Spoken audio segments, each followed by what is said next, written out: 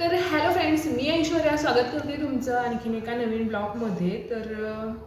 आज घरी कोणी नाही आहे आणि नित्या आणि मी दोघीच आहोत. तर तिला सांभाळून मला सर्व काही करायचं आहे. तर काकी सांभाळतात तिला, पण जरा बाहेर सोडलं तर रोडवरती जाते आणि विदाऊट चप्पलचं कुठेही फिरते.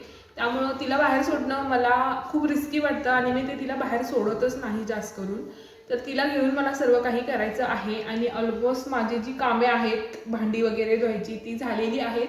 फक्त कपडे धुवायचे आहेत आणि तिला घेऊनच मला ते बनवायचं आहे किंवा करायचं आहे. तर पहिला तिला जेवण वगैरे बनवणार, तिला पोट भरून जेवू घालणार, त्यानंतर माझं उरलेलं जे काम आहे ते मी करणार आहे. कारण तिला बाहेर सोडून मी असं काम वगैरे करू शकत नाही, तिला बाहेर सोडून मी बिंदास राहू शकत नाही. त्यामुळं तिला पाहतच मला सर्व काही करायचं आहे. रोज मम्मी असतात पण त्या बाहेर गेलेल्या आहेत, कारण त्यांच्या बहिणीच्या सोन्याची डिलिव्हरी झालेली आहे आणि जे बाळ आहे त्या बाळाला पाहण्यासाठी ते हॉस्पिटलमध्ये गेलेले आहेत. म्हणून मला आजचं काम नित्याला घेऊनच करायचं आहे. तशी ती आज शांत आहे. 2 ते 3 दिवस झाले ती थोडीशी आजारी होती आणि तिचं पोट बिघडलं होतं, त्यामुळे चिडचिड वाढलेली होती. आज पूर्णपणे शांत आहे. टी व्ही पाहत बसली आहे, दूध वगैरे पिलं आहे तिनं आणि तिला मी खाऊ दिला आहे आणि तो खाऊ खात निवांत अशी ती बसलेली आहे. त्यामुळं काही टेन्शन नाही, व्यवस्थित असं तिचं चाललेलं आहे routine. Hello friends. Hello friends, स्वागत आहे तुमचं आणखीन एका नवीन ब्लॉगमध्ये. म्हणतो स्वागत आहे तुमचं नवीन ब्लॉगमध्ये. तुमच्या स्वागत आहे तुमच्या एका नवीन ब्लॉगमध्ये. तर हळूहळू करून माझं बाळ छोटे छोटे शब्द बोलायला शिकत आहे. बऱ्यापैकी बोलतीये ती. तर या इथे सर्वच काम माझं आवरलेलं आहे आणि मॉबने आज मी फरशी पुसत आहे, कारण मला पटापट कामे आवरायची आहेत म्हणून.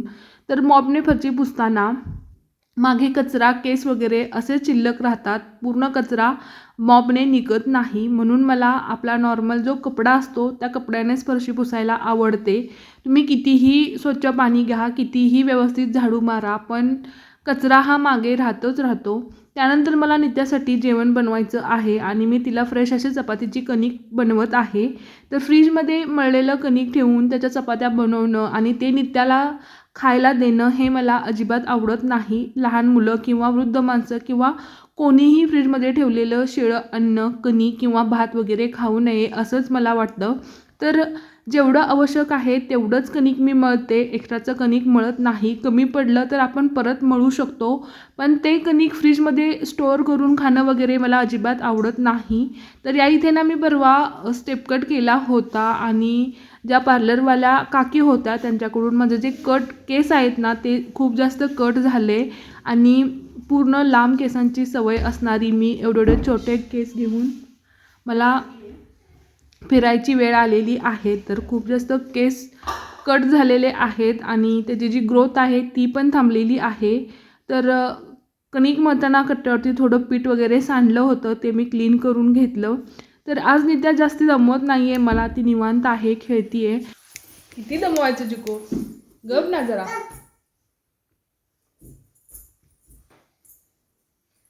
तर अजून हंतरून वगैरे पण काढलेले नाही आहे आम्ही, इतकं काम आहे आम्हाला, खूप कामाची आहोत आम्ही. तर उषा पसारा खूप आहे, खूप खरंच खूप आहे. तर वरती रूममध्ये आलो तर हंतरून वगैरे काढलेलं नव्हतं. तर ब्लँकेट वगैरे मला या इथे घडी करायच्या आहेत. तर नित्याचे बाबाही मुंबईला गेलेत, त्यामुळे आम्ही दोघीच आहोत घरी आणि नित्याची पूर्ण प्रत्येक गोष्टीमध्ये लुडबुड असते. तर बेडला ना एक स्टोरेज एरिया असतो, म्हणजे मी जो बाहेर वडला आहे तो. तर टी व्हीमध्ये बघून ना त्या स्टोरेज एरियाला किंवा त्या ड्रॉवरला ना नित्या बाथटब समजते आणि त्यामध्ये तिला आंघोळ करायची असते. हाय हाय हाय हाय हाय हाय हाय हाय हाय. खाली बसा, बस खाली, व्यवस्थित दिसते तुला. दिसली चिकू? हाय चिकू. तिचा कागद आहे जो की मी नित्यासाठी वापरते, कारण ती शू करते आणि तिचं शू जे आहे ते डायरेक्ट गादीवरती येऊ नये यासाठी मी अशा पद्धतीचा कागद वापरते. म्हणजे हा कागद गादीवरती टाकायचा आणि त्याच्यावरती तिचं छोटंसं बेडशीट किंवा छोटीशी दुपटी वगैरे असते ती टाकायची, जेणेकरून तिची शू यावरतीच राहील आणि आपली गादी भिजणार नाही. Main point. चिकू, माझ्या टिकलीची वाट नाही लावायची. मला माझी टिक्की डबा तुटेल. नको चिकू, सांडते पिला. ते नित्याला थोड्या वेळासाठी मी बाहेर पाठवलं आणि पटापट कपडे धुवून घेतले. त्यानंतर तिला मस्त कुडकुडीत असा उडदाचा पापड भाजून दिला. ती तो खात होती. थोड्या वेळासाठी खेळेल असं वाटलं, पण ती सोफा सेट खाली जाऊन बसली आणि काही केल्या बाहेर निघतच नव्हती. तिचं डोकं ना पूर्णपणे अडकून बसलं होतं आणि ती बाहेरच निघत नव्हती. मग कसं तरी करून तिला बाहेर काढलं. त्यानंतर तिला संत्री खायला दिली. तिला संत्री आवडते. तर दुपारचे 2 वाजले तरीही तिला झोप आलेली नाही. कंटिन्यू असं ती दमवतीये. त्यानंतर खूप प्रयत्न केला आणि मी तिला झोपी घातलं. त्यानंतर आता मीही थोडी विश्रांती घेते. भेटूया नेक्स्ट ब्लॉगमध्ये. चलो बाय.